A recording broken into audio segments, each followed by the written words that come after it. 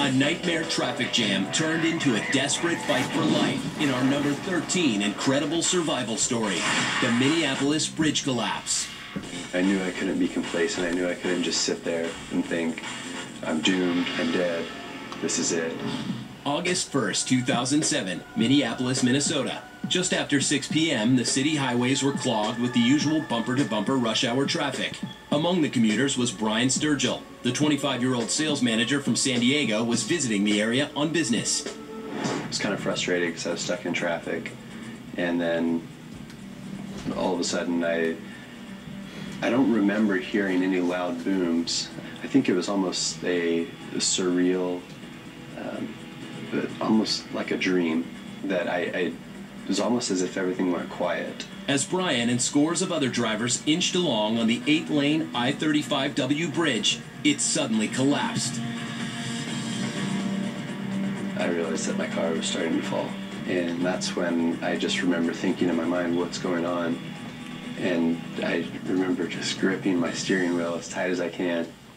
In a split second, hundreds of tons of steel and concrete that made up the 1,900-foot expanse crashed into the Mississippi River.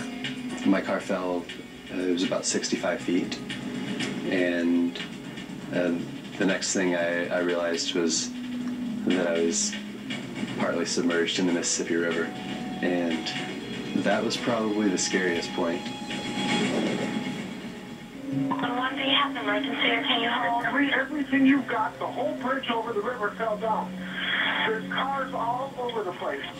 Rescue workers from around Minneapolis-St. Paul were immediately dispatched to the scene. There were some fires and there was smoke. I was in such a state of confusion. Dozens of cars and their occupants were trapped in the deadly wreckage.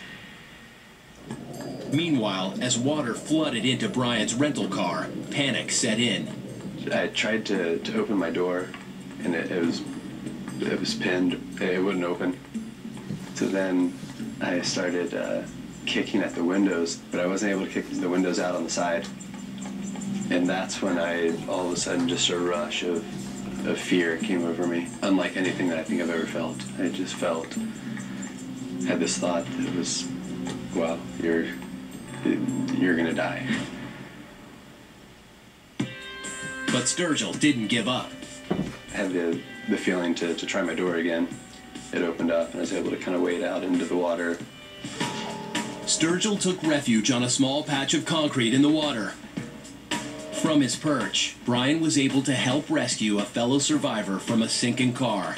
Just as much as maybe I was a hero to him, I think he was a hero to me, because I'm scared too, and obviously you're going to feel safe, safety in numbers. We called 911, we let them know what was going on, and they assured us that they knew about the situation and that they were sending help. Minneapolis 911.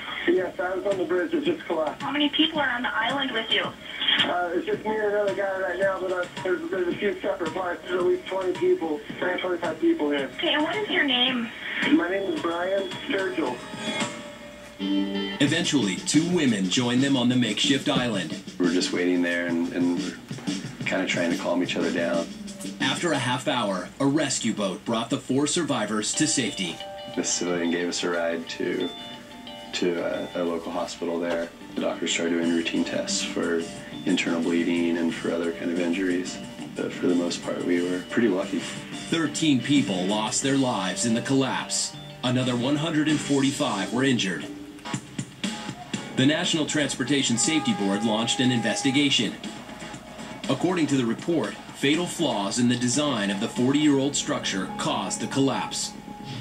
As the city moved to rebuild the fallen bridge, Brian and other survivors continue to rebuild their lives. It's certainly given me a different perspective on life. My goals have shifted, the things that are important to me. I feel a greater responsibility to really live my life, because I was one of the lucky ones. If you're in the water and you need to escape from a vehicle that's sinking, use some sort of a tool, any metal tool, a crowbar, a screwdriver even. Sometimes even one of those auto air gauges could be a useful tool to help you break that window. When we return, facing off with the ocean's deadliest predator. He's been bit. I'm next. And later, rock stars, a private plane, a tragic inferno. I said, who's on board? He said 4 people, and the plane is really burning badly.